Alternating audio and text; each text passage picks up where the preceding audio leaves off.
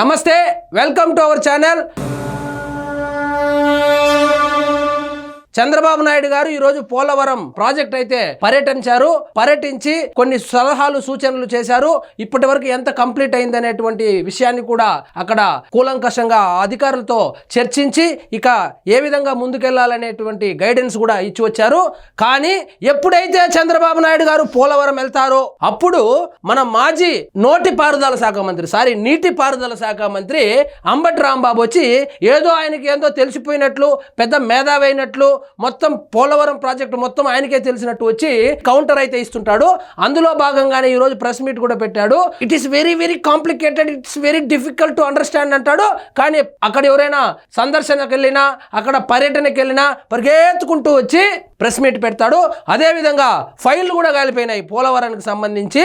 కానీ అదేమంటాడు, పిచ్చి కాగితాలు కాలిపోయింది అన్నాడు. సో ఇప్పుడైతే ప్రెస్ మీట్ పెట్టినాడు, ఏం మాట్లాడుతున్నాడు చూడండి. ఎందుకు చెప్తున్నారంటే పోలవరం ప్రాజెక్టుకు కేటాయించినటువంటి నిధులను జగన్మోహన్ రెడ్డి గారు డైవర్ట్ చేశారు అనేటువంటి మాట మాట్లాడుతున్నారు. అవును, అంబటి రాంబాబుకు తప్ప ఆంధ్రప్రదేశ్లో 5 కోట్ల మందికి తెలుసు, కేంద్రం నుంచి ఒక పోలవరం నిధులే కాదు ఎటువంటి డబ్బులు వచ్చినా జగన్మోహన్ రెడ్డి గారు చేసేది ఏంటంటే దాన్ని డైవర్ట్ చేయడము, బటన్లు నొక్కడము.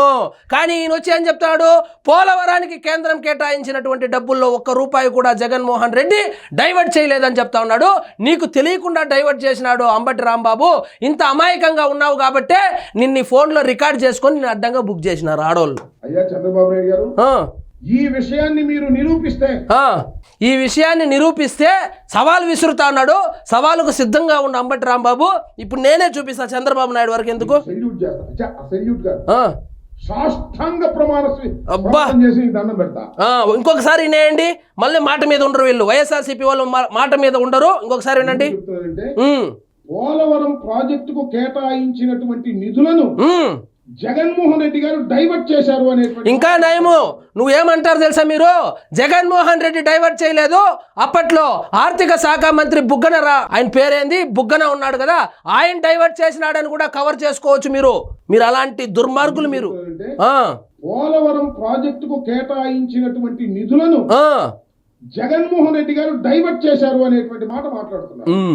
అయ్యా చంద్రబాబు నాయుడు గారు, ఈ విషయాన్ని మీరు నిరూపిస్తే నీకు సెల్యూట్ చేస్తా. సెల్యూట్ కాదు, నీ సెల్యూట్లు, నీ సాష్టాంగ నమస్కారాలు నువ్వు రోజు చేసేటువంటి జగన్మోహన్ రెడ్డికే చేసుకో. వెళ్ళి ఇక్కడ చూడు, నెంబర్లతో సహా చెప్తాను. కేంద్రము మొత్తము గత ప్రభుత్వంలో 8,382 కోట్లు రియంబర్స్ చేసింది. దేనికి? పోలవరం ప్రాజెక్టుకి. నాడు వైసీపీ ఖర్చు చేసింది 4,167 కోట్లే. మిగతా నిధులేమయ్యాయి డైవర్షన్ చేయకపోతే? కొంపదీసి ఆయన డైవర్షన్ చేయకపోతే నువ్వేమైనా ఇంటికి తీసుకెళ్లావా? మిగిలిన డబ్బులు 3 లక్షల చిల్లర వేల కోట్ల రూపాయలు ఏమయ్యాయి? అదేవిధంగా పోలవరంలో కొన్ని ఫైళ్లు కూడా తగలబడ్డాయి. ఎందుకు తగలబడ్డాయి? సెలిమెంట్ వేసుకున్నారా? సో ఇక్కడ చూడండి, గత వైసీపీ ప్రభుత్వంలో పోలవరం ప్రాజెక్టు నిర్మాణం కోసం 5 ఏళ్లలో 4,167 కోట్లు ఖర్చు చేయగా కేంద్రం నుంచి రియంబర్స్మెంట్ రూపంలో 8,382 కోట్లు వచ్చాయని జలవనరుల మంత్రి నిమ్మల రామానాయుడు అన్నారు. మిగతా కోట్ల నిధులు ఎక్కడికి మళ్లించారో నాడు సీఎంగా ఉన్న జగన్మోహన్ రెడ్డి గారు సమాధానం చెప్పాలని డిమాండ్ చేశారు. పోలవరంలో ఫైల్ ఎందుకు దహనం చేశారంటే ఈ 3,000 చిల్లర కోట్లయితే డైవర్షన్కు వాడేశారు కదా, అది ఎక్కడ బయటపడుతుందో అని ఫైళ్లు కూడా దహనం చేశారు వీళ్ళు. చూడండి, గత టీడీపీ ప్రభుత్వ హయాంలో కేంద్ర నిధుల కోసం ఎదురు చూడకుండా పోలవరం కోసం 5 ఏళ్లలో 11,762 కోట్లు వెచ్చించారు. ఆ తర్వాత కేంద్రం నుంచి 6,764 కోట్లు మాత్రమే వచ్చాయి. ప్రాజెక్టు నిర్మాణం కోసం ప్రతి క్షణం అమూల్యమని భావించి 4,908 కోట్లు రాష్ట్ర ఖజానా నుంచి ఖర్చు చేశారు. కానీ జగన్మోహన్ రెడ్డి హయాంలో కేంద్రం అందించిన నిధులను కూడా దారి మళ్లించారు. సో ఇక్కడ చూడండి, మొత్తము 8,382 కోట్ల రూపాయలు రియంబర్స్మెంట్ కింద వస్తే, వాళ్ళు రియంబర్స్ చేస్తే మనము ఖర్చు పెట్టింది కేవలం 4,167 కోట్లే. మిగిలిన 3,400 కోట్ల రూపాయలు ఏమయ్యాయో మంత్రిగా పనిచేసినటువంటి నీకు కూడా తెలియకుండా జగన్మోహన్ రెడ్డి సరదాగా డైవర్ట్ చేసుకున్నాడు అంబటి రాంబాబు. నువ్వు రెడీ అయిపో, సాష్టాంగ నమస్కారమే చేస్తావో, సెల్యూటే చేస్తావో, లేదా ఒకవేళ ఈ వార్త తప్పు అయితే ఇది చెప్పినటువంటి నిమ్మల రామానాయుడు గారి మీద పరువు నష్టం దావా వేస్తావో నువ్వే తేల్చుకో అంబటి రాంబాబు. సో నీకు తెలియకుండా చాలా కార్యక్రమాలు జరిగాయి, నీకు తెలియకుండా ఎన్నో అక్రమాలు జరిగాయి. ఏది నువ్వు వెలగబెట్టినటువంటి మంత్రిత్వ శాఖలోనే ఎన్నో అవకతవకలు నీకు తెలియకుండానే జరిగింది అంబటి రాంబాబు.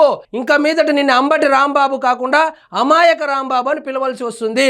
సో ఇంత నిస్సిగ్గుగా దొరికిపోయినా కూడా వచ్చి ప్రెస్ మీట్ పెట్టి ఒక్క రూపాయి కూడా జగన్మోహన్ రెడ్డి డైవర్ట్ చేయలేదని చెప్తున్నావంటే నిజంగా ఏ అవయవంతో నవ్వాలో కూడా అర్థం కావటం లేదు అంబటి రాంబాబు. సో ఇదండి ఈ రోజు మన టాపిక్. మీకు ఈ వీడియో నచ్చినట్లయితే లైక్ చేయండి, షేర్ చేయండి, ఛానల్ మాత్రం సబ్స్క్రైబ్ చేసుకోవడం మర్చిపోవద్దు.